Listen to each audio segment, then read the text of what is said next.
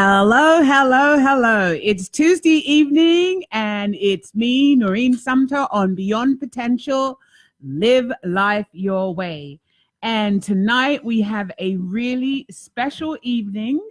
I have a ghostwriter in the house, not a ghoster, a ghostwriter. I don't even know if I need this. But before we start, I'm going to share with you a little bit about my week. So I'm wearing pink tonight. Don't ask me why. I mean, pink is not usually my color, but, you know, I decided to put a pink top on tonight. And I've also had my hair cut. Thank you to Miss Fedra Gramillion for cutting my hair. I am very grateful to have you in my life. And I have a new look. I mean, we might be, hey, you guys, you should let me know. Should I do color or no color? Should I color the gray or leave the gray alone? Or should I color the hair and leave my gray patch? Let me know if you are a Beyond Potential watcher, and you can help me with that because I have a decision to make and I'm not sure about that. I kind of like the gray. I like it, but I'm biased. You know what? When I got my new pair of glasses, which of course I'm not wearing, like they had a little bit of silver and they actually matched the gray that's starting in my hair. Right. But I have the same dilemma. I don't know. To die or not to die, that is the question. And also, I have been Pilating. I love Pilates. Oh my God, I am just like a fanatic now. And overall, I've lost 50 pounds. Yay! That's wonderful. So I just want to make a comment about keto. Jennifer, what's her name? Michaels, that girl, Michaels. She's the trainer. Her name is Jillian Michaels. Jillian Michaels has been having a go at keto. And she's been saying that people are crazy and why would you do keto and why would you do that? Well, let me tell you something. I don't agree with Al Roker and the other guy, calling her a jackhole, right? Jackhole. What is that? Like an asshole or something? A jackhole is an asshole? I don't know. What do you put a jack in? Jacks are with cars. Right. Well, right? When you have a flat tire. Well, they call her a jackhole. I don't think it's necessary to dog her out, call her names or any of that sort of thing. I think that everybody's entitled to their opinions about what diet. There are a gazillion diets and there are a gazillion people, and we all get to choose what we want to do. I, for one, like the keto diet. It has worked for me. It's gotten my blood sugars down. It's got my A1C down, and it's gotten my fat down. And it's also taught me how to eat and to eat in a balanced way rather than pigging out all day long and eating really bad things.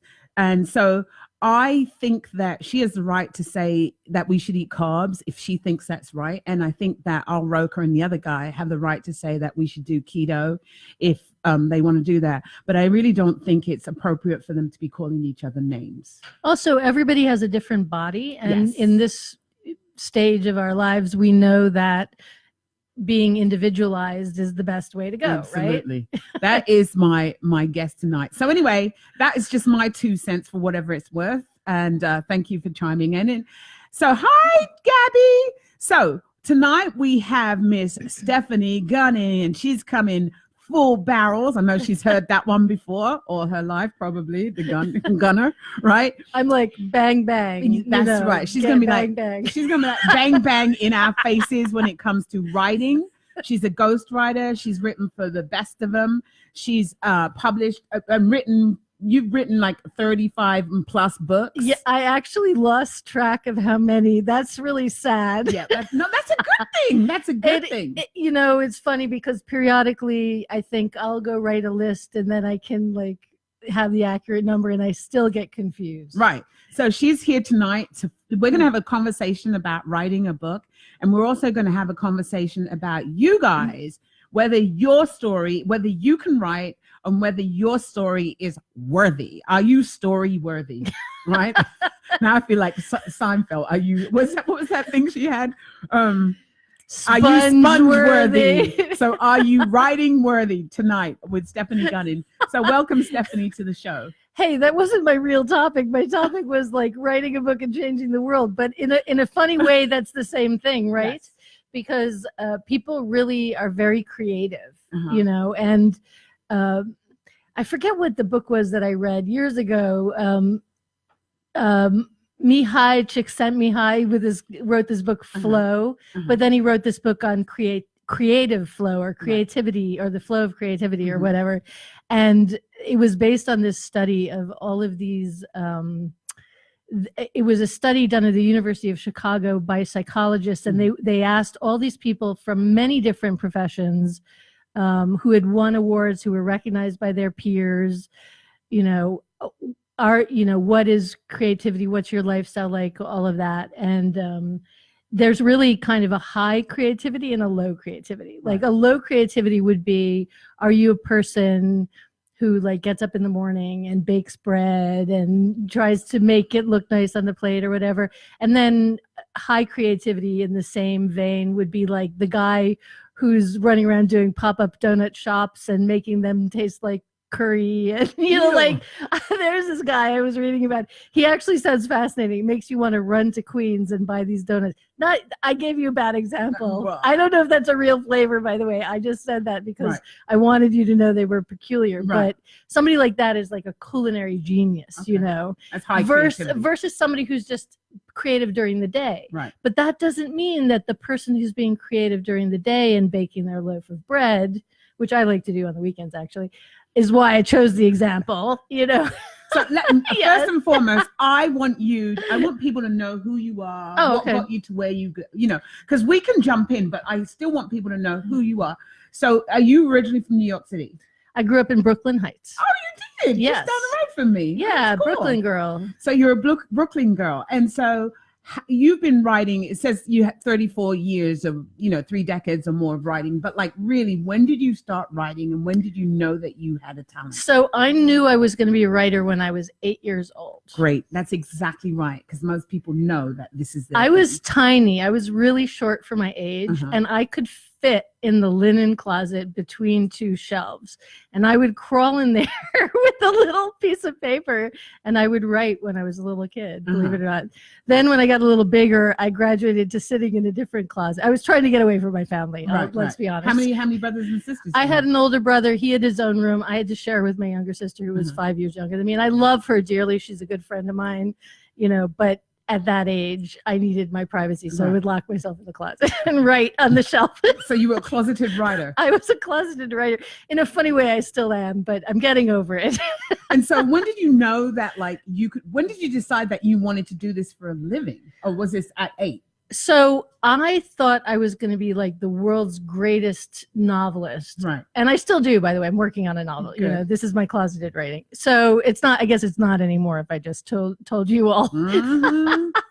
But I've been mainly doing nonfiction. Right. So what happened was I graduated college. You went to Amherst. Amherst, yeah, in Massachusetts. I say Amherst.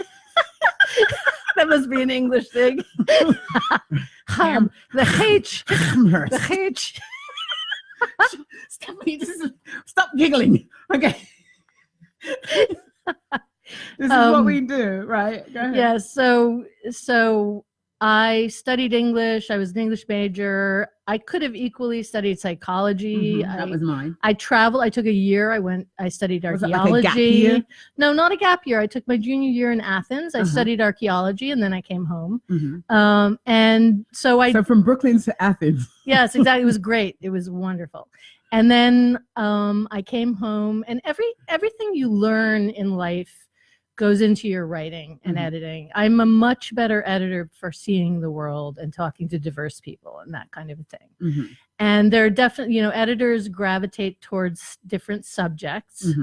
And, because of the way I was raised, which was very liberal during the 60s and 70s. Your parents were hippies? Not hippies, but definitely part of the progressive movement. Very much part of the civil rights movement. My father was quite active. My mother was a feminist. Did she burn a bra? I doubt it. I really doubt it. I mean, look, so I was born in 1962 in the middle of the Cuban Missile Crisis, and they were already grown-ups. So they weren't the young hippies, like refusing to use soap and that kind of thing. Right. However, I was exposed to many different experiences and people through them because they were politically engaged. When I think of how young they were now, it amazes me. Right. Like I could be their parents now, right? But you feel like a 20. How did they know what they were doing? Well, frankly, they had no idea what they were doing, right? Well, just like the rest of us. But anyway, so after school, I got a job interview at HarperCollins, which was called Harper and Row then. It hadn't merged with William Collins and Sons yet. And this venerable old 150-year-old institution, and I got hired with my first resume. Mm-hmm. I'd had like them all neatly typed up, and then I give one away and boom, I get a job, Right. So I ended up working for the managing editor in the trade department, which is basically the general adult books department, which was the perfect place for me. And it was just as people were starting to like get their first computer, like we were actually still using typewriters. Right. It was really archaic. And, nobody had the internet. In fact, later, like nobody had the internet. 10 years later, I asked my boss at a different company if I could have access to the internet. And she said, no, it will be too distracting. Needless to say, that woman got bounced like a year later. Right. No, she shall remain nameless. She's not my friend. But at that point, I had gone freelance, and I was doing consulting to literary agents. Mm-hmm. So I was reading a lot of material that was being now submitted to publishers. Right. And, at a certain moment, I got tired of trying to explain what to do. And I just said, come on, it's just so much easier if I just do it. Right. And that's when I became a ghostwriter. Oh, good. So we're going to hear about the ghost writing saga. Let me stop. I got to stop. Really, really. So we'll be right back.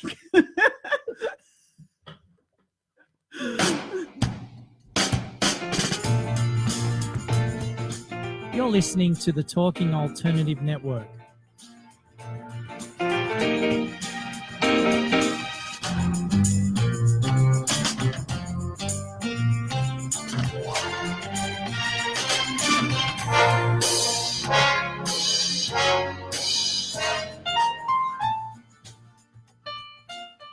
You're listening to the Talking Alternative Network. Are you stuck in a rut? Negative thoughts, feelings, and conversations got you down? Hi, I'm Noreen Sumter, the Potentiator. Tune in every Tuesday at 9 to 10 p.m. Eastern Time and listen for new ideas on my show, Beyond Potential, Live Life Your Way, on talkradio.nyc. Who do you want to connect with? Are you an entrepreneur or intrapreneur looking to build your following? Welcome to our show. Follow Me Friday with Joan and Priya. Tune in every Friday at noon Eastern on talkradio.nyc. We're your digital connectors. Woo woo!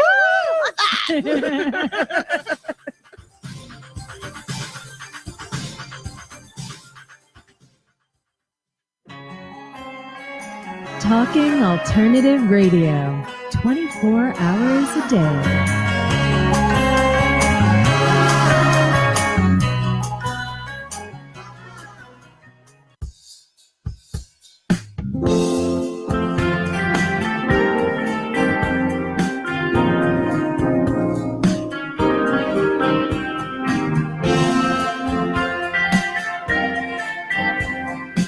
This is Noreen Sumter, and we're back on Beyond Potential, Live Life Your Way, and we're having a bag of fun here tonight because I have Stephanie Gunning on the show, and she is a ghostwriter. And so we're just talking about how she, her first job, first resume with, was it Harper's Collins? So actually, this was after I had left there. Right. I actually became an actor right after I left publishing. Oh yeah, that's right. You were in for a couple of years. Yes. So I did a lot of like black box theater and some independent theater. So there's all these tiny little theaters all over New York City, and shows are going on all the time, and nobody's making any money, but everybody's performing and working on their craft. Okay. So that's what I was doing. I was going to theater school during the day, performing at night, and then catching some editing from these agents and writing book proposals and things like that. And then boom. So tell us about the boom. So I got a phone call from the then publisher of Crown, who was looking for somebody to ghostwrite a book with a nutritionist who made homemade dog food. Okay. I wrote one of the first books on cooking your own dog food, which is now a big thing. There's a bunch of books. Right. Yeah. And I finished it New Year's Eve, December 31st, 9 p.m., 1999. Turn on the Prince. And then I went out and partied like it was 1990. We all thought it was going to be Y2K and the world was going to end. It was a great night. I went out, watched the fireworks with my neighbors, drank a bunch of champagne. And then I woke up in the morning. I was like, I'm a writer. I'm a legit writer. Right. And so this has been something that you've been doing for a number of years now. So you've written, like I said, over 30 odd books and you've lost count. So I need to clarify something. So there's different levels of writing, and I don't do that much pure ghosting anymore. So technically a ghost is a writer you never even know because their name isn't on the cover. Right. And they can't disclose.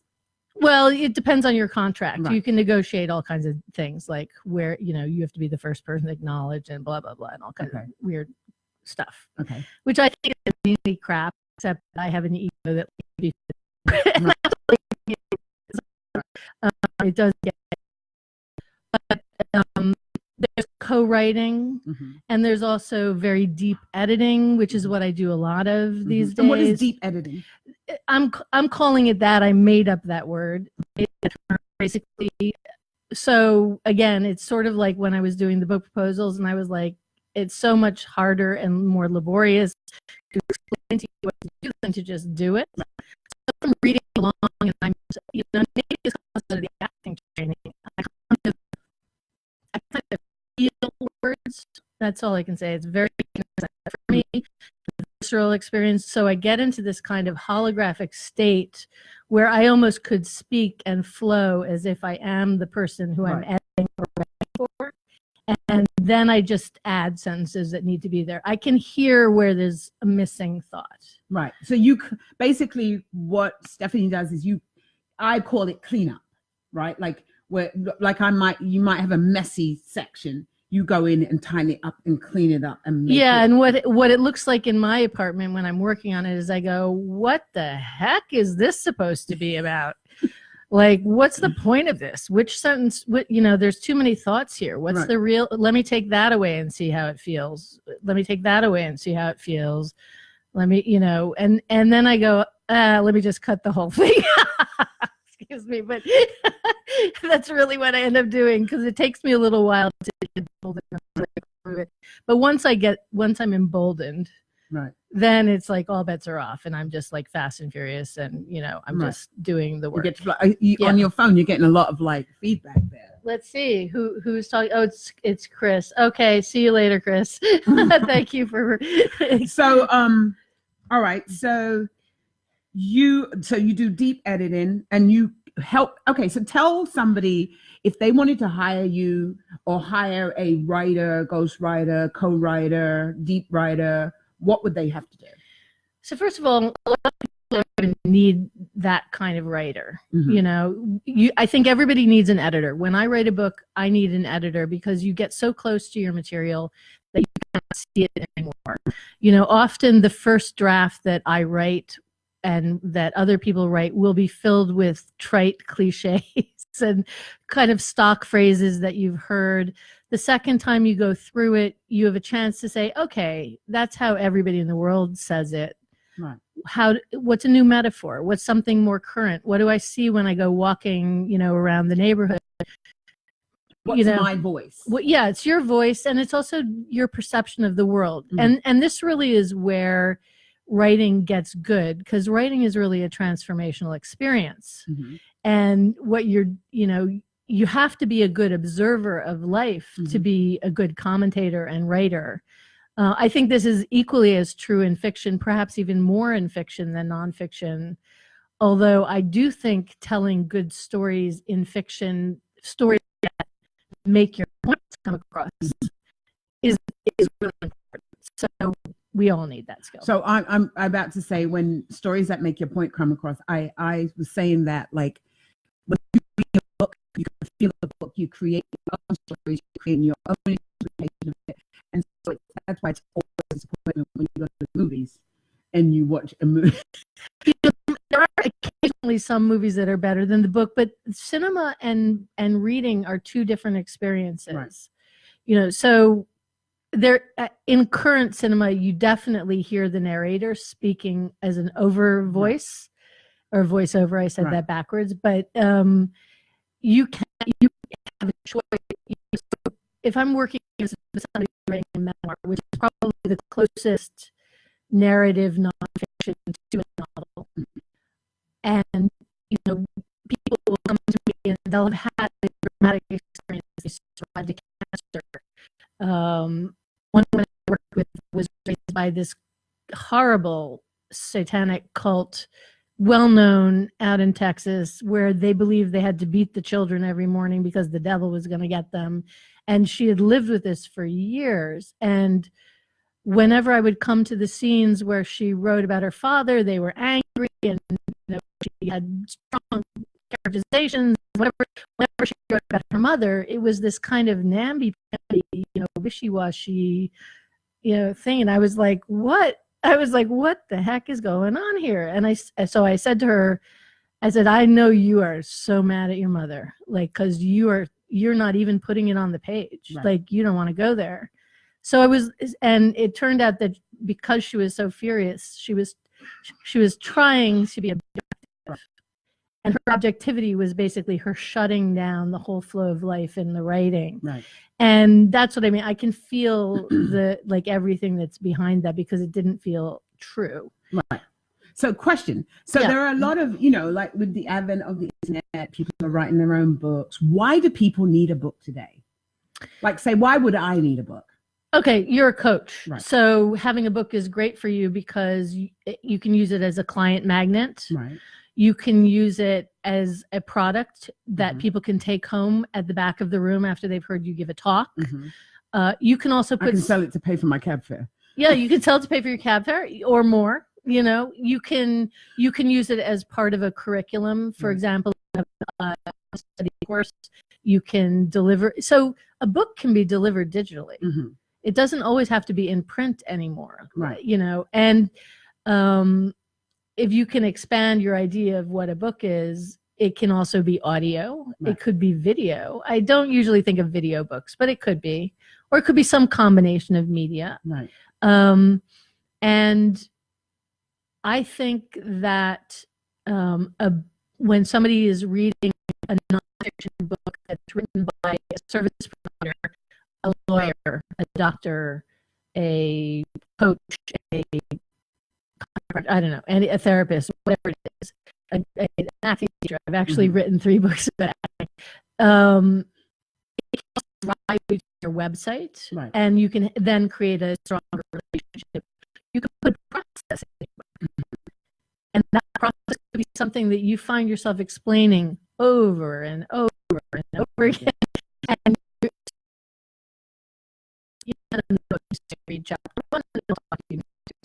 okay. So if you have a book or would like to write a book, why don't you call in at 877-480-4120. One day I'm going to remember that number. And I do have a question from somebody that I spoke to, who actually called me and said that the show looks really interesting today. So I'm going to see if I can really pull up there. Here we go. Question. Yes. How does a new author break through today? And what is the best advice for someone looking to publish with the big houses if they are an unknown? So there's a couple of different ways that you can get a publishing deal. One is I have an idea that's so powerful that you just blow their socks off. It's unique. It's of the moment. Let's say a new technology was invented, and it could be even a computer. Like every time a new upgrade, it needs to have a manual. If you're the first one on the market with that, boom, you get that gig, right? The first guy who wrote a Twitter book, boom, he got a deal. Facebook, et cetera, right? So the world is changing. Write a book, lead us forward. Or, it could come out of the fact that you have created a really good marketing platform. I don't want to name names because because You can't these name are them. things that Yeah. are kind of like deals in the works. But, you know, there are people who, let's say they post a video on Facebook and it goes viral and they become kind of like a sensation. And then that person is really good at posting videos, or maybe it's on YouTube, or it's a blogger, you know, who posts once a day. It's very poetic and it's spiritually inspiring or uplifting, you know, daily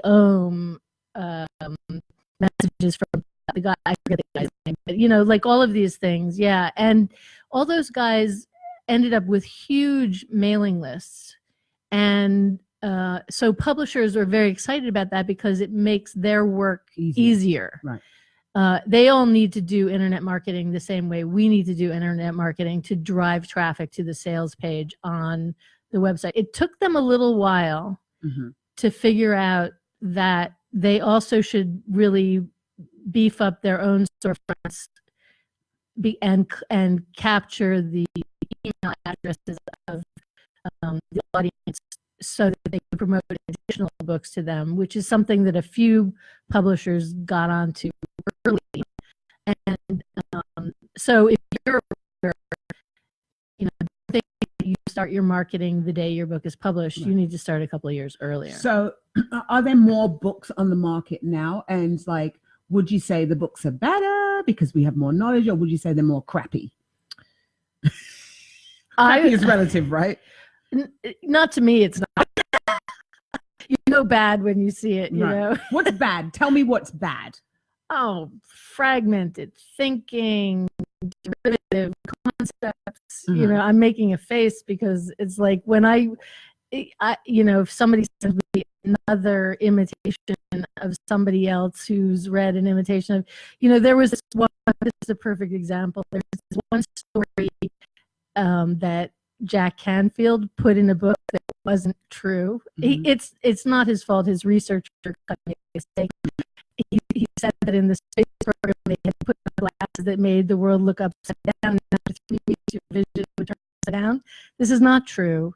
There was an element of truth. I called up a guy at NASA. I asked him. I called up the guy who wrote Apollo 13. I asked him. What happened was, because Jack Canfield's so famous, all these people copied his story, and they gave speeches, and then they wrote books, and then because it was floating on the internet, they all thought it was true. And so every time I read that story, I think this person doesn't have an original thought in their head. Right. That to me is bad writing. Like, you don't want to be boring. You want to be original. Right. Yeah. But there's so many other metrics. Right. We're gonna take a break, and we'll be right back. You're listening to the Talking Alternative Network.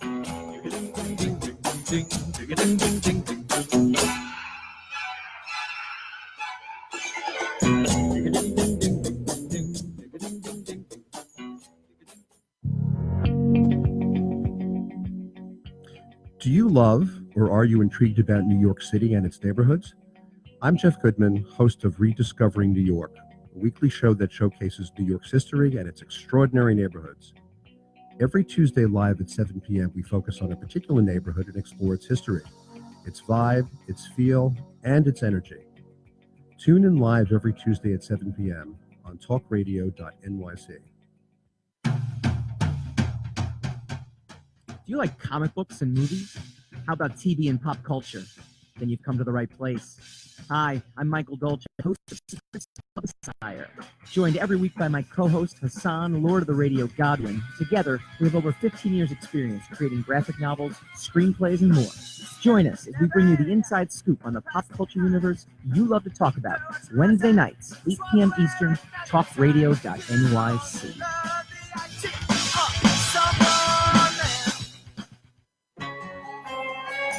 Talking Alternative Radio, 24 hours a day.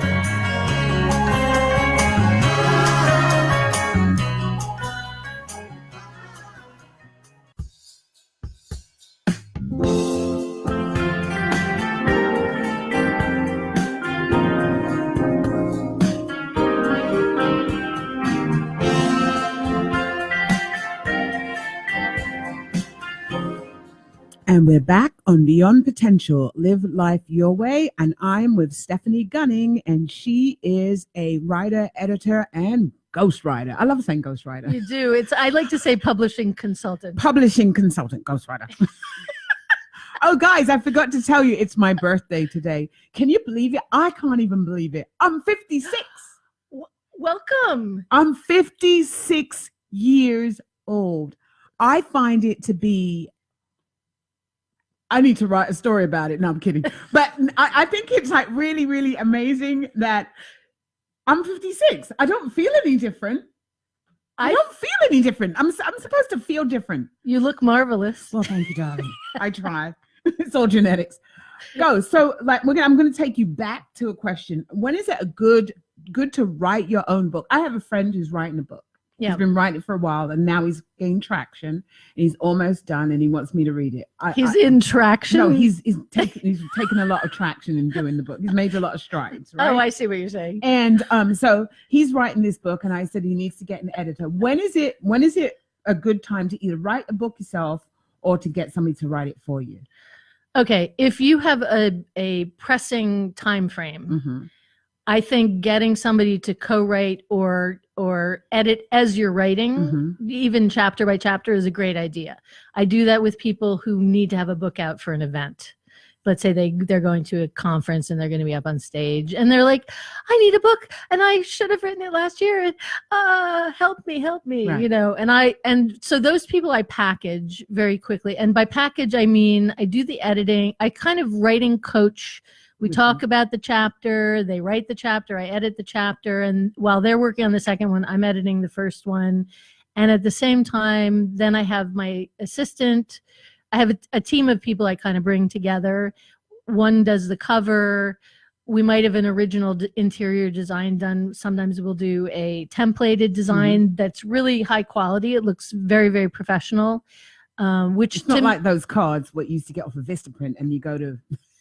And everybody's got the same damn card. Do you remember that? I know. You know what? It can happen that way, and I can't say that you would never see your design somewhere else. But I have many to choose from, Right. and I can even create one of my own that's very, very basic, and then I can swap in like clip art and little icons and things like that. So you can do a lot of fun things with them. So what is the shortest amount of time that you've ever produced a book? 6 weeks. 6. So you can produce a book in 6 Absolutely, weeks. from beginning to end. Now, it's not going to be a 100,000 word book. Right. It could be a workbook with like 3 questions on a page with a bunch of lines behind it, you know. Right. But you know, we can put it out. We do the administration, the upload. In fact, if I can plug a couple of things, Sure.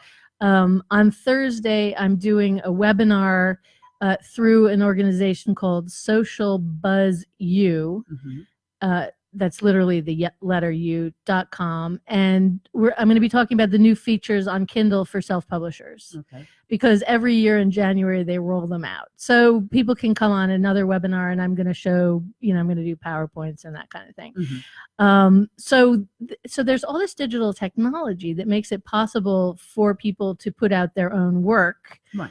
If you're sure that you don't have typos and you're sure that, you know, your design, you know, fits the constraints of the page, and so you're not going to just put it together on white piece of paper you know, and staple 3 staples in the back to hold it together.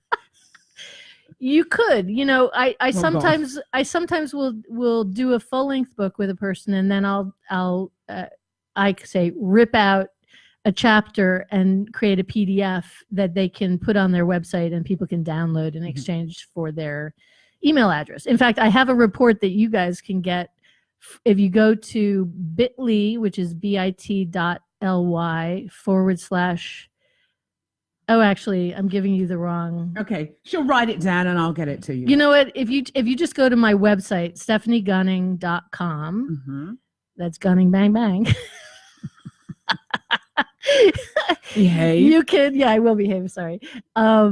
There's a sign up box. If you give me your email, you'll get a report on how to schedule your week for successful writing. Right. I actually just produced this and I'm very proud of it. So 6 weeks to write a book. How many pages, roughly? That's kind of random because what's the least amount of pages? The least amount you can do with a print on demand book is 24 pages. Okay. But you can put 1 word on a page if you want. Okay. I did a quote book. It had 365 pages, and there were only like 20 words on a page. Now, there's another thing that I heard you say when you came to do the talk, Yeah. that people can actually speak their books. Yes, and I do this all the time now because I don't like sitting in chairs. Right. You can talk to your telephone. You can take so sometimes I'll do a Zoom chat with a client, and I will brainstorm their chapter with them.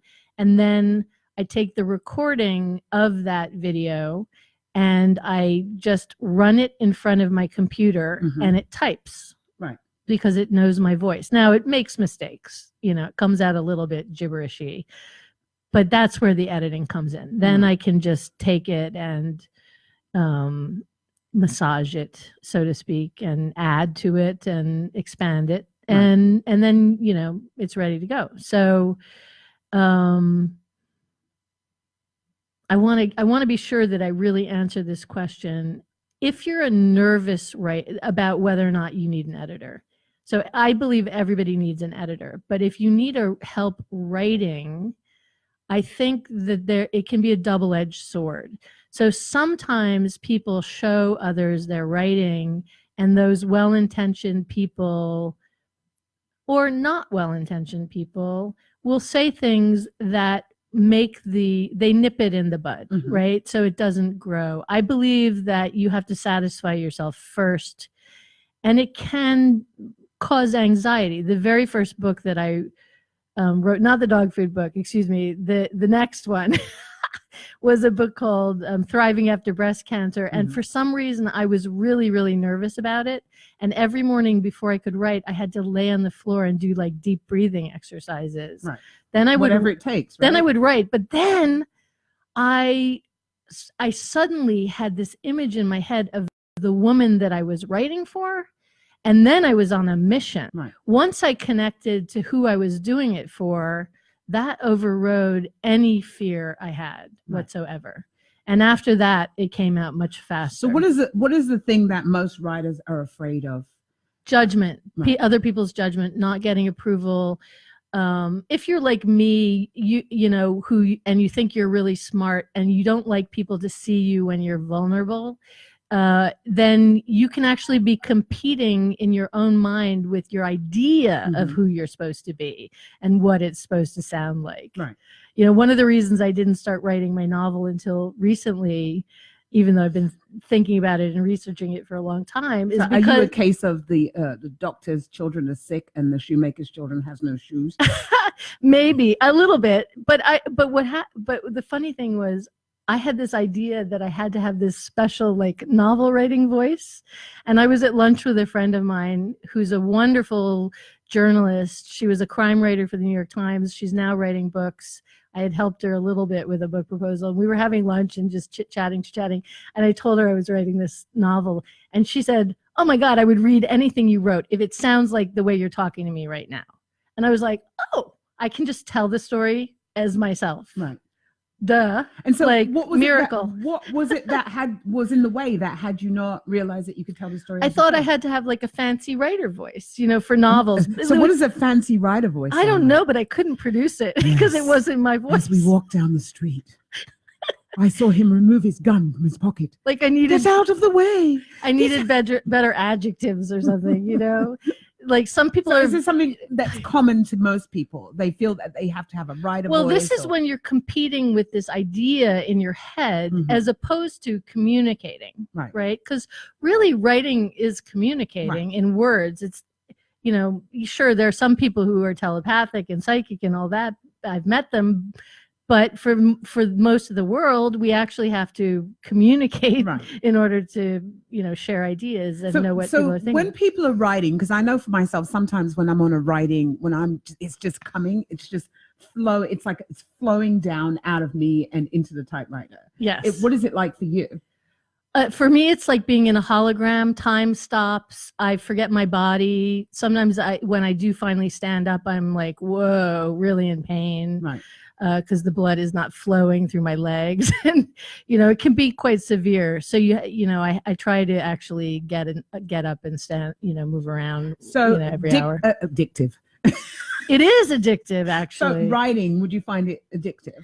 Yes, and emotional and self-revelatory. Sometimes I don't know what I think about a subject until I start writing it. Now, there's actually good psychological research now that if you've been traumatized and you write for 4 to 20 minutes, no, excuse me, let me get this right. 20 minutes a day for 4 days in a row, trying to write stream of consciousness from different points of view about the same event, somehow that helps you process it. It sort of gets the emotional stuckness into the logic centers, and it helps you with storage. Right. And that can really bring you new insights. It's almost like Gestalt therapy. Right. I don't know if anybody knows what that Yes, is, they but do. yeah. We have smart listeners. So now let me ask you another question. So I just want to go off topic for a bit because I want to get a round picture of who you are. So you knew that you wanted to write from the age of 8, right? I was going to be famous from the age of 8. Famous writer. Well, it's still time. Still time. It might come after your death. Most but, you know. writers actually don't really get good until they're in middle age anyway, because communication and vocabulary and Confidence. insights, yes, because you're kind of boring when you're young. Right. I mean, I'm sorry to say. So you have less robust insights, let's say. So now here's a question for you. Yes, sir. If you could do anything else other than what you've done, what would that be? You know, I think about that sometimes. I really do. And I thought I would start like a custom kind of like high-end chocolate business. Well, maybe you get a writer. You can live vicariously. Yeah, you know, and then I've thought of some other things. You know, most of them have to do with like running away to really like lovely places on islands. Like a travel writer or a gypsy. Yeah, just running away, basically. It has nothing to do with writing. Going where you don't need money. Okay, so we're going to take a break and we'll be right back. You're listening to the Talking Alternative Network.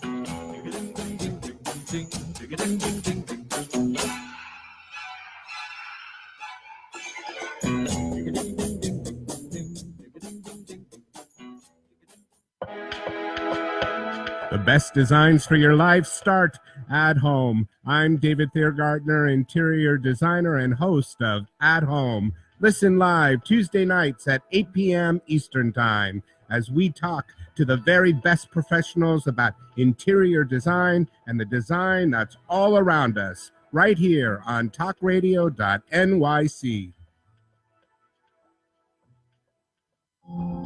Are you a conscious co-creator?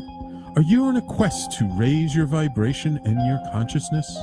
I'm Sam Leibowitz, your conscious consultant, and on my show, The Conscious Consultant Hour, Awakening Humanity, we will touch upon all these topics and more.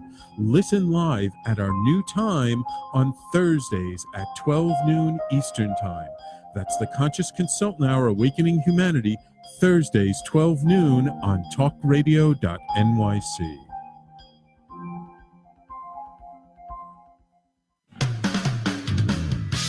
TalkingAlternative.com.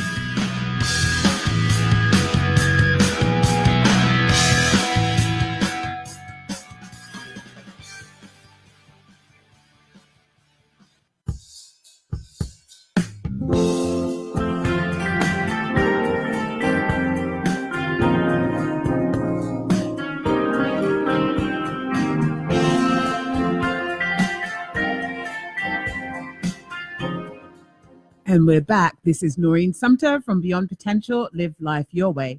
And Laura, I hope you can see us now. We can see Laura. You can see So this Stephanie happens anyway. to be my personal, streaming page. So I apologize if you're looking at my ear. If they're looking at your back. We'll Yeah. try to make it comfortable for you.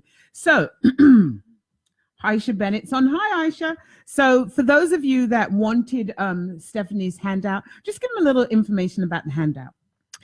So basically, it's kind of a little coaching in about 5 pages about how to plan your week coming up to do your writing. It walks you through a few questions like, do you write on weekdays? Do you write on the weekends? Really getting it into the calendar and understanding that you have to be very specific with yourself when it comes to making time to write. I find that it takes about a half hour to really drop into a flow state with writing. And then I try to carve out maybe 2 to 4 hours to really go deep and stay deeply immersed. And then that's enough writing for one day for me. I would say that I would switch to a different task in the afternoon. I like writing in the morning. This is, I read a wonderful book by a guy named David Rock, which was called Your Brain at Work.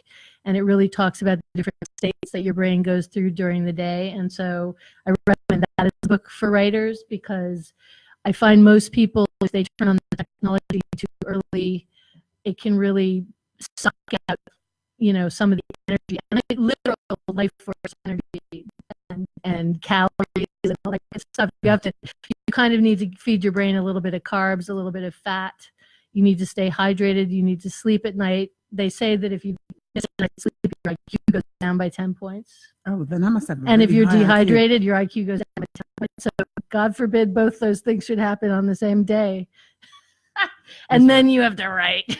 So they have to. I think it's best. I also believe that you can wire your brain for your book. So to form a neural network in your brain to make connections where there weren't and then strengthen those pathways, you need to have repetition. And you also need to have an emotional connection that actually tells the brain to build those networks, and then you need to run ideas through them. Now, the fun thing about how the brain is it doesn't know the difference between reality and fiction, right? So when you go to the movie and you get scared, your heart races, your blood pumps. It's just like reality. If you want to lie in bed at night and think about your book, it will reinforce those neural networks. So you should just try to do that every day a little bit, at least. Think about it while you wash the dishes or make your bed or whatever it is you do. I also believe that walking and writing go very well together. So one technique that I use a lot, which really works for me, is I'll know I'm writing a chapter. And so I'll ask myself, what is the first thought? What is the first thought I have to put on the page? Am I starting with a story? What's the story?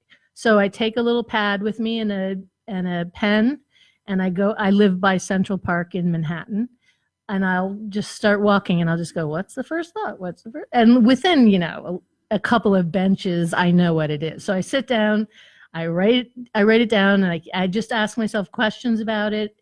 When I'm done, I say, what's the next thing? And then I'll ask myself questions about that, and I keep walking, writing. By the time I go home, the whole chapter is pretty much written.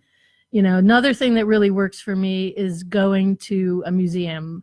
MoMA is not too far from me. The Metropolitan Museum of Art is not too far from me. So basically you're stirring your creativity. If I can find one painting to just look at for like a half an hour that I really resonate with or connect with, a sculpture, something, for some reason that is enough.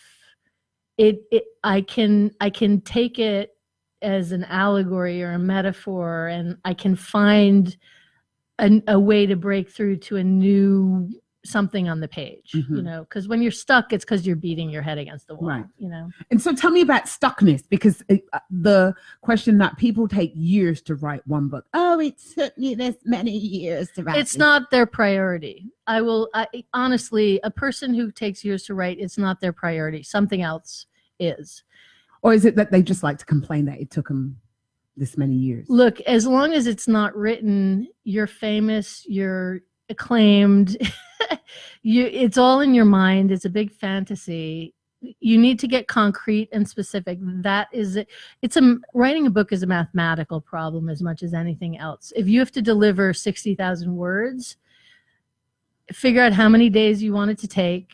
Do you have to write 1,000 words? Do you have to write 10 words? Writing 10 words a day is really... It'll take a few years. That's a minimum, requirement, honestly.